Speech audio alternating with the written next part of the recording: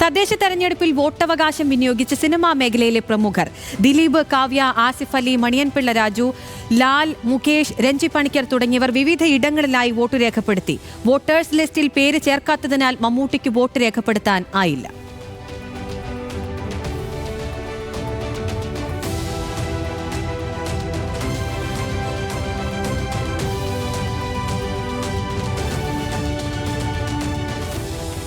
തദ്ദേശ തെരഞ്ഞെടുപ്പിന്റെ രണ്ടാം ഘട്ടത്തിലും ആവേശകരമായ കൊട്ടിക്കലാശം. ബാൻഡ് മേളവും ബൈക്ക് റാലിയും കൊട്ടും പാട്ടുമായി പ്രവർത്തകർ കൊട്ടിക്കലാശം കളറാക്കി.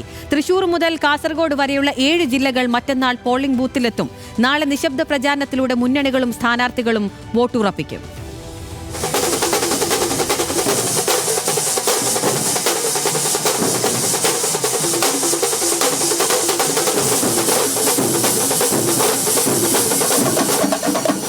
ഒരു മാസം നീണ്ട നാടിളക്കിയുള്ള തദ്ദേശ തെരഞ്ഞെടുപ്പിന്റെ രണ്ടാം ഘട്ട പരസ്യ പ്രചാരണത്തിന് ആവേശകരമായ കൊട്ടിക്കലാശം. നഗരങ്ങളിലും ഗ്രാമങ്ങളിലുമടക്കം കലാശക്കൊട്ട് മുന്നണികളുടെ ശക്തി പ്രകടനമായി.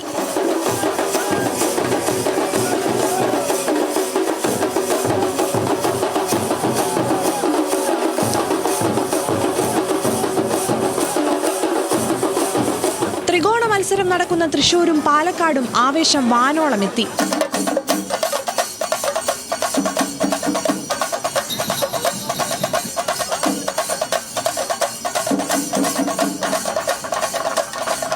ശക്തമായ പോരാട്ടം നടക്കുന്ന കോഴിക്കോടും മലപ്പുറത്തും കലാശക്കൊട്ട് മത്സരാവേശത്തിന്റെ നേർക്കാഴ്ചയായി.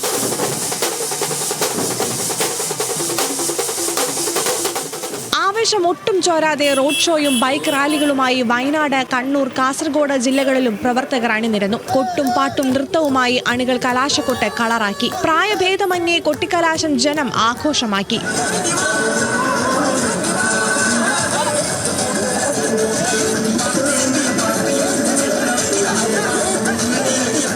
നിയമസഭാ തെരഞ്ഞെടുപ്പിന്റെ സെമി ഫൈനൽ എന്ന് വിശേഷിപ്പിക്കുന്ന പോരാട്ടത്തിൽ തികഞ്ഞ വിജയ പ്രതീക്ഷയിലാണ് 3 മുന്നണികളും. കേരളത്തിലെ ജനങ്ങളുടെ പ്രതികരണം എല്ലായിടത്തും ഒരുപോലെയാണ്. ഐക്യ ജനാധിപത്യ മുന്നണിയുടെ ട്രെൻഡാണ് ഗ്രൗണ്ടിലുള്ളത്. അത് ഫീൽഡിൽ നിന്ന് അനുഭവപ്പെടുകയാണ്. തുടക്കം പോലെ തന്നെ LDF-ന് അനുകൂലമാണ്. പൊതുവെ LDF-ന് അനുകൂലമായ സാഹചര്യം.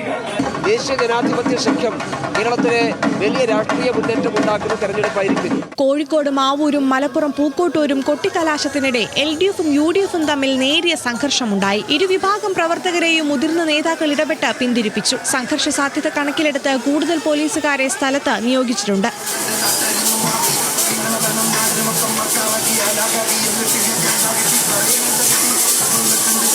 നാളെ നിശബ്ദ പ്രചാരണത്തിലൂടെ സ്ഥാനാർത്ഥികൾ വോട്ടുറപ്പിക്കും. വ്യാഴാഴ്ച നടക്കുന്ന രണ്ടാം ഘട്ടത്തിൽ 604 തദ്ദേശ സ്ഥാപനങ്ങളിലെ 12,408 വാർഡുകളിലാണ് പോളിംഗ്. 1,53,00,000 പേർ വിധി എഴുതും. 39,013 സ്ഥാനാർത്ഥികളാണ് ജനവിധി തേടുന്നത്. വിവിധ ബ്യൂറോകൾക്കൊപ്പം ന്യൂസ് ഡെസ്ക്, ന്യൂസ് മലയാളം.